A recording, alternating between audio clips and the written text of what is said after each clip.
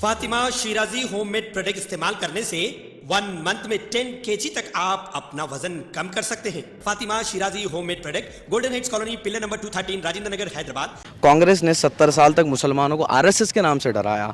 अब देखा जा रहा है कि बीआरएस पार्टी मुसलमानों को कह रही है कि आरएसएस कांग्रेस में दाखिल हो चुकी है। नमाज की जो टोपी रहती है, जो हम बहुत इज्जत करते हैं, वो किस तरह के पेश आए उस टोपी से, ये तो बहुत बुरा दिखा मेरे को। मैं ज़्यादा बोलना। आज भी एक सबसे बड़ा इशू रहा है लैंड ग्रैबर्स का, जहां पर गरीब लोग अपना प्लॉट खरीदते हैं तो कुछ लैंड ग्रैबर्स डुप्लीकेट डॉक्यूमेंट्स के ज़रिए उनकी ज़मीनात पर कब्ज़ा करते हैं। तो इस सिलसिले में आप आने वाले वक्त में उन्हें क्या, एक सबसे बड़ा ड्रॉबैक ये रहा है कि उस्मान नगर का जो इशू रहा है उसके ऊपर बीआरएस पार्टी कोई स्कीम नहीं लेकर के आई, या अगर लेकर के आई है तो आवाम के दरमियान तक क्यों नहीं आई?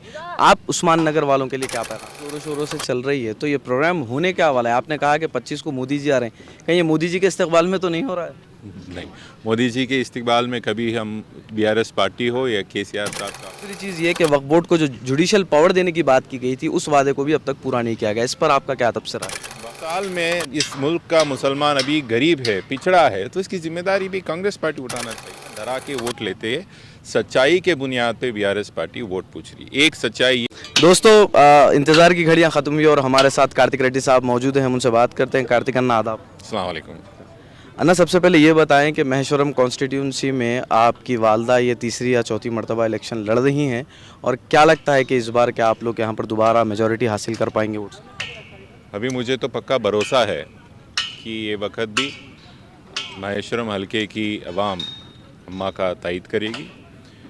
मैं इस वास्ते बता रहा हूँ कि 5 साल हो, ये तीसरा इलेक्शन है जो बताया आप यहाँ से जो आप कंटेस्ट कर रहे हैं। सब अवाम को पता है ऐसा एक लीडर जो पिछले 5 साल में अवाम के दरमियान में रहे, उनकी मुश्किलात जाने, उनके हर कोरोना हो, बाद हो या कौन सी भी बड़ी या छोटी मुश्किलात हो, सिर्फ ऐसे एक लीडर जो आवाम के बीच में ठहरे, और वो है सबिता इंदिरा रेड्डी। ये आवाम जानती है, उनकी खिदमत में है, खिदमत में थे 5 साल और खिदमत में रहेंगे। बाकी के लीडर तो ना लोग उनको पहचानते, ना लोगों को उन्हें पहचानते। तो मैं समझता हूँ ये वक्त भी महेश्वरम हलके में वालदा का जीत होगा इंशाल्लाह, और अच्छी मेजॉरिटी से निकल के आएंगे। ऐसा लग रहा है कि केएलआर को पूरी तरह से यहाँ पर आप लोग अंडर एस्टिमेट कर रहे हैं।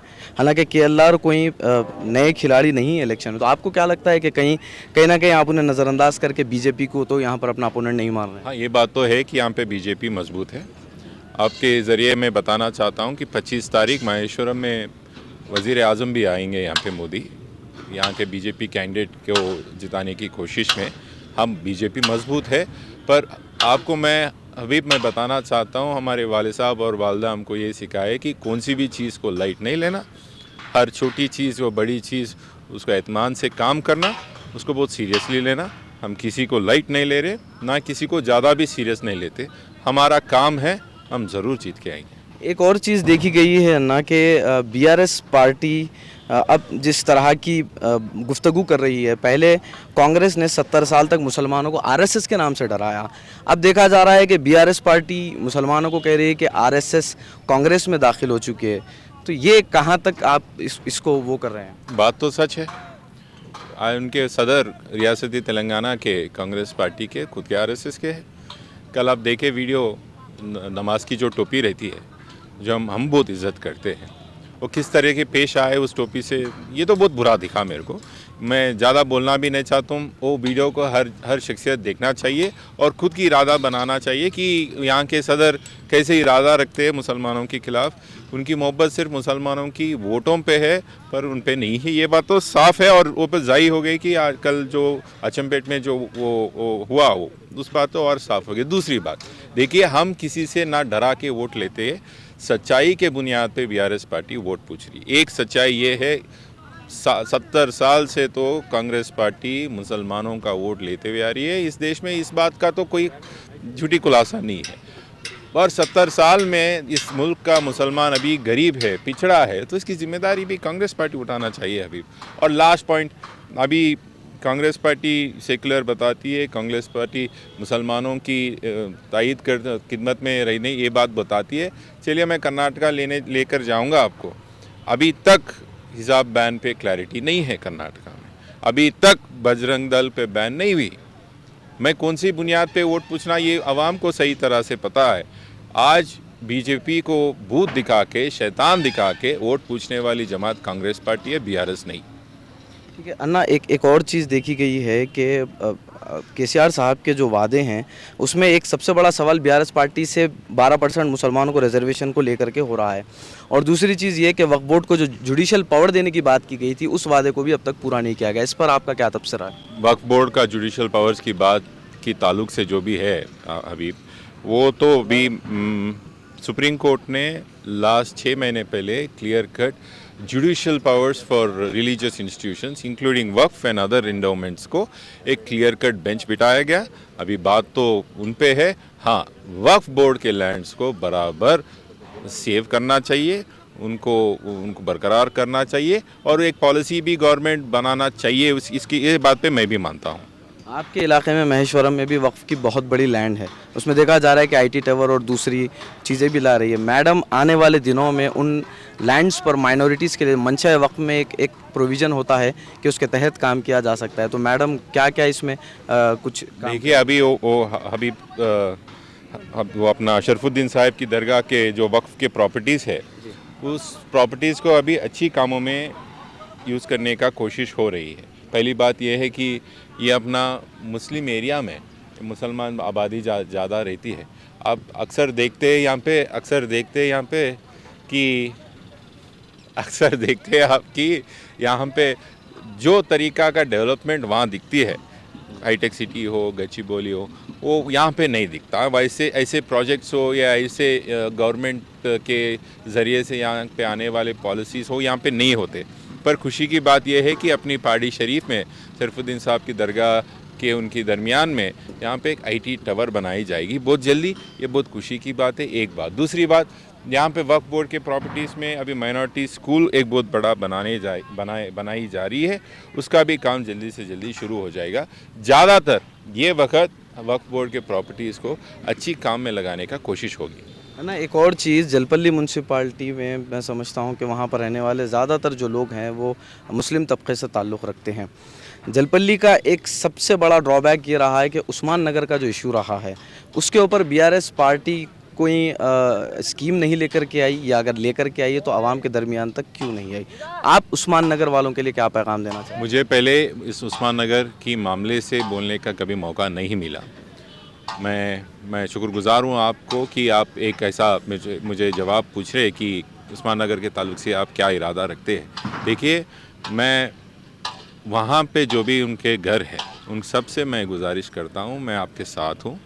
मैं आपको दुआ करता हूँ कि किसी ना किसी तरह इस मसाइल का हल निकले। ये आज का मसाइल नहीं है।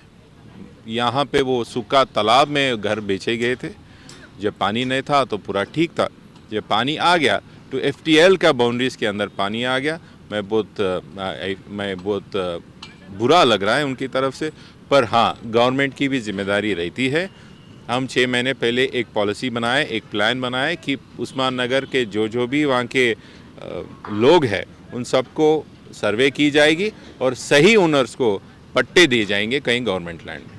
ये बात तो बहुत साफ तरीके से आपके ज़रिए से मैं हमारे उस्मान नगर के हो, वहाँ के अगल बगल के लोगों से मैं साफ बताना चाहता हूँ। एक और चीज़ हम देख रहे हैं यहाँ पर तैयारी ज़ोरों शोरों से चल रही है, तो ये प्रोग्राम होने क्या वाला है? आपने कहा कि 25 को मोदी जी आ रहे हैं, कहीं ये मोदी जी के इस्तकबाल में तो नहीं हो रहा है? नहीं, मोदी जी के इस्तकबाल में कभी हम बीआरएस पार्टी हो या केसीआर साहब का आप नहीं करेंगे। आपको उस बात के ताल्लुक से मैं साफ बताना चाहता हूँ, केसीआर साहब की अल्फाज मैं आपको बोलना चाहता हूँ, बीआरएस पार्टी कभी बीजेपी से नहीं मिलेगी, कौन सी भी तरीके से बीजेपी से काम नहीं करेगी, मोदी साहब से काम नहीं करेगी। अगर वही बात हो गई तो साफ बताए कि हम सियासत बंद कर देंगे बीआरएस पार्टी, पर बीजेपी और मोदी साहब का तायद कभी नहीं करेंगे। हाँ, ये तो कल हमारे लीडर, हमारे सदर केसीआर साहब की कल मीटिंग है यहाँ पे अपना पहाड़ी शरीफ के ये बालापुर के जगह, और बहुत बड़ी मुताब से एक बार अब देख लेंगे तो बहुत बड़ी मुताब से यहाँ पे अरेंजमेंट्स हो रही है।